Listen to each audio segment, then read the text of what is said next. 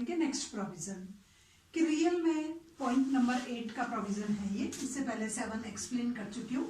RBI act के जो main provision थे उन्हीं के तहत पॉइंट नंबर 8 कि आरबीआई के विशेष अधिकार कि रियल में इस एक्ट के तहत रिजर्व बैंक ऑफ इंडिया को कुछ स्पेशल राइट्स प्रोवाइड किए गए थे। वो स्पेशल राइट्स क्या थे कि वो बियॉन्ड द लिमिट्स जाकर के भी कुछ फंक्शंस को हैंडल कर सकता है, कुछ अपने कामों को प्रोवाइड कर सकता है। तो ये थे धारा 18 सेक्शन अकॉर्डिंग टू सेक्शन 18 के अनुसार ये कुछ स्पेशल प्रोविजन थे जो बैंक को दिए गए थे। तो सबसे इसमें फर्स्ट है कि विशेष परिस्थितियों में आरबीआई साख नियमन व नियंत्रण कर सकता है कि कुछ स्पेशल कंडीशंस क्रिएट हो गई हो इनसाइड द कंट्री, तो रिजर्व बैंक ऑफ इंडिया को बियॉन्ड द लिमिटेशन जाकर के भी क्रेडिट को कंट्रोल करने का राइट है। वो साख को नियमन और नियंत्रित कर सकता है। उसमें फर्स्ट पॉइंट था कि क्या था बियॉन्ड द लिमिटेशन, कौन से स्पेशल प्रिविलेज जो है आरबीआई को दिए गए थे इस एक्ट के तहत। सबसे पहला धारा 17 के अंतर्गत नहीं आने वाले विनिमय बिलों व प्रतिज्ञा पत्रों का क्रय विक्रय और पुनर्कटौती करना। तो सेक्शन 17 ये एक्सप्लेन कर रही है कि जो सेक्शन 17 के अंतर्गत नहीं आ रहे हैं, जो मैंने आपको पहले एक्सप्लेन कर दी, अगर उसमें कोई बिल और प्रोमिसरी नोट नहीं आ रहा है सेक्शन 17 में, तो भी रिजर्व बैंक ऑफ इंडिया उसको उसका क्रय विक्रय भी कर सकता है और उसकी पुनर्कटौती भी कर सकता है। इट मीन्स ना वो स्मॉल स्केल इंडस्ट्री का हो, ना वो एग्रीकल्चर एरिया से हो, ना वो बैंकिंग और नॉन बैंकिंग इंस्टीट्यूशंस का हो, किसी अदर टाइप्स का प्रोमिसरी नोट और बिल हो तो रिजर्व बैंक ऑफ इंडिया उसकी कटौती कर सकता है जो सेक्शन 17 में नहीं आ रहे हो। उसके बाद दूसरा प्रिविलेज क्या किया गया कि निर्धारित राशि से अधिक विदेशी विनिमय का क्रय विक्रय कर सकता है। आरबीआई को सेंट्रल गवर्नमेंट परमिशन प्रोवाइड करती है कि कितनी फॉरेन एक्सचेंज को परचेज करना है, तो ये उतनी ही फॉरेन एक्सचेंज को according to the requirement of country purchase करता है और सेल करता है। बट वो बियॉन्ड द लिमिट जाकर के भी कभी कभी सेल और परचेज कर सकता है अगर नेसेसरी हो, तो वो उन लिमिटेशंस को क्रॉस करके थोड़ा सा स्लाइटली ज्यादा नहीं क्रॉस कर सकता, तो वो बियॉन्ड द लिमिट जाकर के भी फॉरेन एक्सचेंज को सेल और परचेज कर सकता है। थर्ड है इसमें स्पेशल प्रिविलेज में कि राज्य सहकारी बैंकों व सहकारी समितियों को 90 दिन का ऋण देना कि जो भी हमारे स्टेट लेवल के जो कोऑपरेटिव्स बैंक्स हैं और कोऑपरेटिव सोसाइटीज है, एटलीस्ट आरबीआई उनको 90 डेज का मैक्सिमम लोन जो है वो इश्यू कर सकता है। तो ये प्रिविलेज जो है वो सेक्शन 18 के अकॉर्डिंग आरबीआई एक्ट की जो सेक्शन 18 है, it is totally related from the privilege of जो स्पेशल राइट्स प्रोवाइड किए गए हैं आरबीआई को, उनसे रिलेटेड है। उसके बाद आता है 9 नंबर का जो प्रोविजन है। देखो प्रोविजन को आप उल्टा सीधा कर सकते हो। हाँ, सेक्शन के अकॉर्डिंग चल रहा है तो 18 के बाद पहले 17 थी, अब 18 है, 19 है। आप कैसे भी इनको एक बार अपने माइंड में बैठा करके और देख सकते हो। तो it is totally related, section 19 is totally related from restrictive functions कि रिजर्व बैंक ऑफ इंडिया के कौन से वर्जित कार्य है। धारा 19 उन्हीं को एक्सप्लेन करती है कि आरबीआई एटलीस्ट उन फंक्शन को नहीं कर सकता है। तो ये सारे के सारे वर्जित कार्य इसमें लिखे गए हैं।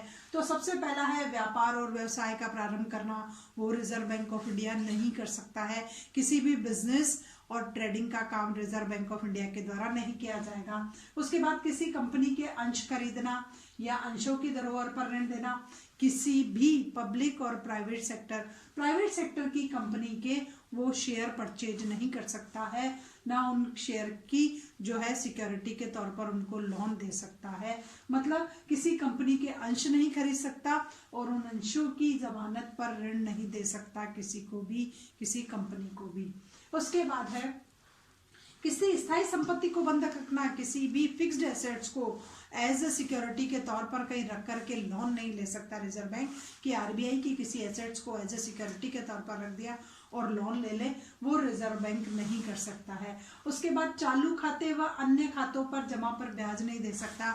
आरबीआई के पास स्टेट गवर्नमेंट और सेंट्रल गवर्नमेंट और जो जितने भी नेशनलाइज्ड बैंक है, शेड्यूल्ड बैंक, उन शेड्यूल्ड बैंक के अपने अकाउंट होते हैं, तो उन अकाउंट में डिपॉजिट जो भी अमाउंट है एटलीस्ट उस डिपॉजिट पर आरबीआई ब्याज नहीं देगा। रेस्ट्रिक्शंस है, बाउंडेशन है, रिजर्व बैंक ऑफ इंडिया को ब्याज देने का अधिकार नहीं है। किसी भी जो भी सेंट्रल गवर्नमेंट का है, चाहे स्टेट गवर्नमेंट का, चाहे किसी पर्टिकुलर बैंक का है, ये वो नहीं दे सकता।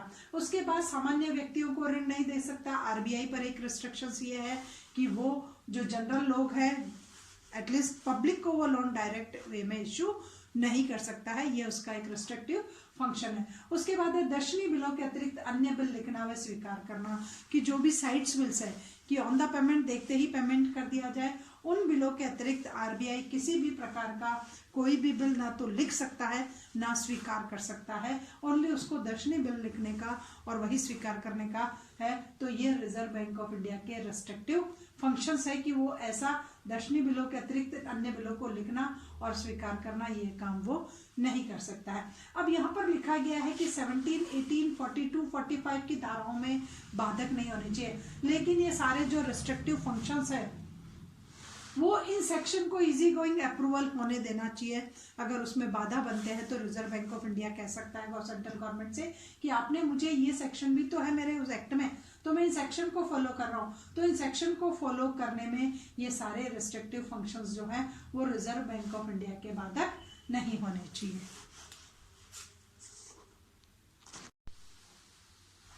अब आता है सरकार के बैंकर के रूप में, कि इसमें यह भी प्रोविजन है आरबीआई एक्ट में कि रियल में एज ए आरबीआई जो है वो सेंट्रल गवर्नमेंट के बैंकर के रूप में काम करेगा।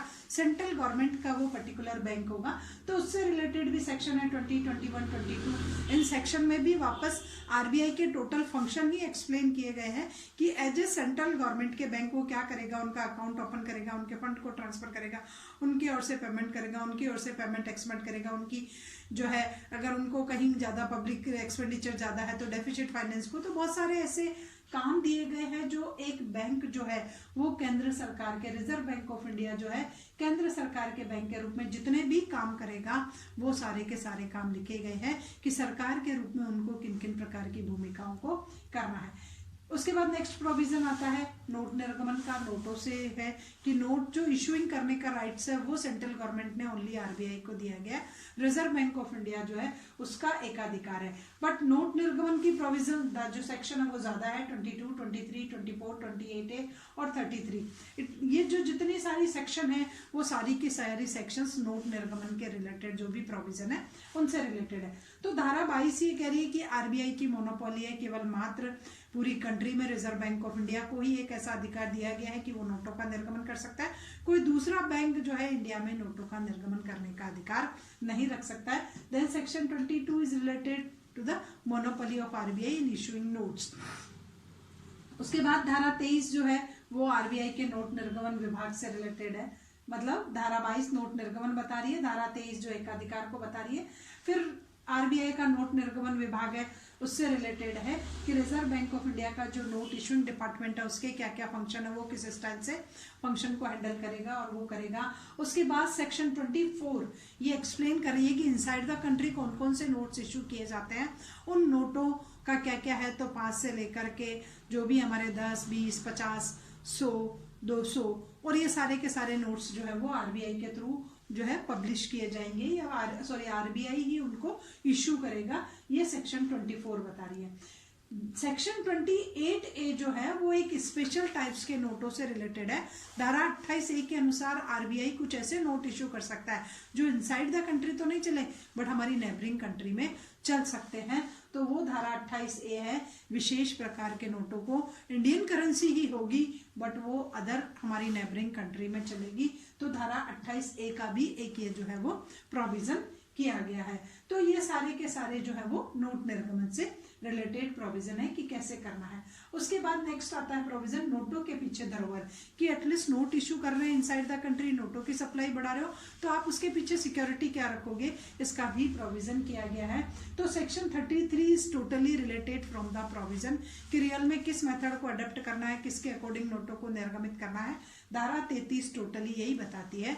तो सबसे पहले स्टार्टिंग में जब ये आरबीआई एक्ट बना था उस वक्त हमारे यहाँ जो है रेशनल जो मेथड था वो था कि अनुपातिक कोष प्रणाली, रेशनल रिजर्व मेथड, उसको अडॉप्ट किया हुआ था बैंक ने, और जितने भी कुल नोट निर्गमित होते थे उन कुल निर्गमित नोटों का 40% तो गोल्ड रखना पड़ता था और उसका 60% जो है वो सरकारी प्रतिभूतियां रखना पड़ता था। स्टार्टिंग में जब अनुपातिक कोष प्रणाली चलती थी तो 40% तो स्वर्ण रखना पड़ता था और 60% जो है वो सरकारी प्रतिभूतियां और बॉन्ड्स वगैरह ये रखने पड़ते थे, पहले ये चलता था। फिर 1956 में एक अमेंडमेंट किया गया और इस पद्धति को हटा करके एक न्यू मेथड को अडॉप्ट किया गया, उसका नाम है मिनिमम रिजर्व सिस्टम्स, न्यूनतम कोष प्रणाली पद्धति उसको अपनाया गया। उसमें एक मिनिमम रिजर्व ही रखना है और फिर आप इनसाइड द कंट्री कितनी भी क्वांटिटी में नोट्स इश्यू कर सकते हो। तो सबसे पहले इसमें जो कोष निर्धारित किया गया था वो 515 करोड़ रुपए का था कि आरबीआई को 515 का कोष रखना पड़ेगा, उसके बाद नोटों को निर्गमित कर सकता है। उसमें 115 करोड़ का तो स्वर्ण था, स्वर्ण स्टगलिंग और ये था, और 400 करोड़ रुपए की विदेशी प्रतिभूतियां थी। कुल मिलाकर के 115 प्लस 400 515 का हो गया। तो 515 का स्टार्टिंग में एक फंड रखना पड़ता था, तभी जाकर के रिजर्व बैंक ऑफ इंडिया नोटों का निर्गमन करना पड़ता था। फिर धीरे धीरे इसको डिक्रीज किया, 415 पे आए, 315 पे आए, फिर 215 पे आए और बाद में इसको 200 ही कर दिया गया। इतने अमेंडमेंट हुए और अमेंडमेंट होकर के 200 करोड़ रुपए का रिजर्व रिसेंट टाइम में रिजर्व बैंक ऑफ इंडिया को रखना कंपलसरी है। उसमें 115 करोड़ रुपए का स्वर्ण है, स्टगलिंग है और 85 करोड़ रुपीस की फॉरेन सिक्योरिटीज है, फर्स्ट कैटेगरी के बॉन्ड्स जो है वो होते हैं। तो 115 प्लस 85 200 करोड़ रखना जरूरी है, पर 115 का वो का वही स्वर्ण है जो पहले एज इट इज था। तो ये हो गया नोटों के पीछे धरोहर, और इन नोटों की धरोहर रखने के बाद आप अनलिमिटेड क्वांटिटी में जो है वो इनसाइड द कंट्री, जिस स्टाइल की कंट्री में करेंसी की डिमांड हो, नोटों को निर्गमित कर सकते हो। उसके बाद है विदेशी विनिमय की खरीद के प्रावधान कि रियल में अगर आपको inside the country foreign exchange को परचेज करना है तो उससे रिलेटेड जो provision it is related from section 40, ये धारा 40 के अनुसार है कि आरबीआई धारा 40 के अनुसार हमारे देश में विदेशी विनिमय की पूर्ति करेगा। जब कभी भी इंपोर्टर्स को पेमेंट के लिए पैसा चाहिएगा तो वो यहीं से लेकर के और फिर पेमेंट करेगा।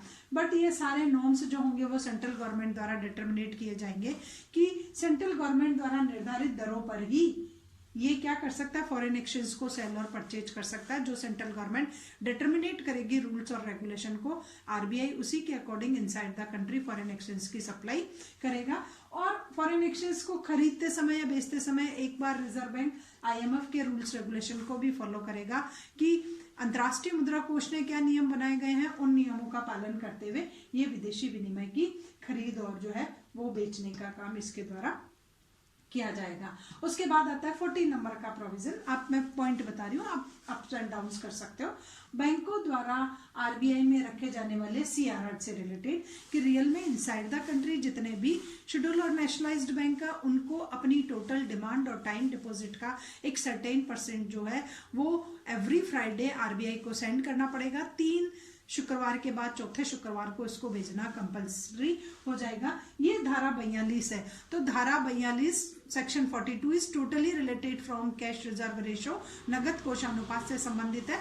बैंकों को अपनी मांग और समय जमाओं का एक निर्धारित प्रतिशत जो है वो रिजर्व बैंक ऑफ इंडिया को भेजना पड़ेगा। ये प्रोविजन एक्ट में ही कर दिया गया, बाद में इसको बैंकिंग एक्ट में भी डाला गया। तो आरबीआई एक्ट के अनुसार आरबीआई के पास भेजना जरूरी हो जाता है। उसके बाद आता है, अब आरबीआई इसको फ्लक्चुएट कर सकता है, इसको ज्यादा या कम कर सकता है। ये मैंने आपको बैंकिंग एक्ट में बता दिया था कि रिजर्व बैंक कब इसको कम करेगा, कब इसको ज्यादा करेगा और उसको इसको हाईएस्ट कितना करने का अधिकार है। ये सेम प्रोविजन बैंकिंग एक्ट में आपके आ चुका है। उसके बाद है आरबीआई को निर्धारित प्रपत्र में सूचना प्रेषित करना कि सारे बैंकों पर यह रेस्पॉन्सिबिलिटी है कि वो अपनी टोटल इंफॉर्मेशन आरबीआई को रिटन डॉक्यूमेंट में सेंड करे according to section 42 sub section 2। देखो 42 जो धारा थी ना, उसमें बहुत सारी धाराएं हैं, 1 2 3 पता नहीं कितनी धाराएं हैं और हर धारा एक अलग मीनिंग लिए हुए होती है और ये सारी की सारी सेक्शन सीआरआर से रिलेटेड ही है। अब है ये निर्धारित प्रपत्र में सूचना प्रेषित करना कि इनसाइड द कंट्री जितने भी अनुसूचित बैंक है, जितने भी शेड्यूल्ड बैंक है, उन शेड्यूल्ड बैंक को एवरी फ्राइडे को एक निर्धारित प्रपत्र में जो भी इनकी बताई गई है अनुसूची, तृतीय अनुसूची के अनुसार या द्वितीय अनुसूची के अनुसार, तो तृतीय अनुसूची के अनुसार एक निर्धारित परफॉर्मे में बैंकों को अपनी जमाएं, ऋण, नगद कोषों का विवरण जो है वो आरबीआई को सेंड करना पड़ेगा। बट ये इंफॉर्मेशन प्रॉपर जो भी सर्टेन परफॉर्मा है उसी में होगी। टोटल इन्फॉर्मेशन होगी, डिपॉजिट, लोन और कोषों से होगी, रिजर्व फंड से रिलेटेड टोटल इन्फॉर्मेशन होगी, और इन विवरण पर जो भी बैंक के अधिकारी हैं उनके सिग्नेचर होना कंपलसरी होता है, और ये प्रिपेयर करने के 5 दिनों के अंदर अंदर रिजर्व बैंक ऑफ इंडिया को आपको भेजनी पड़ेगी। तो ये बता रहा है कि सभी बैंकों को, सभी शेड्यूल्ड बैंकों को अपनी टोटल इन्फॉर्मेशन जो तृतीय अनुसूची है या कौन सी अनुसूची है उसके अकॉर्डिंग फॉर्म ए के अनुसार बना करके और फिर बैंक आरबीआई को सेंड करना कंपलसरी होता है। इसके आगे आने वाले प्रोविजन आगे आने वाले लेक्चर में बताती हूँ।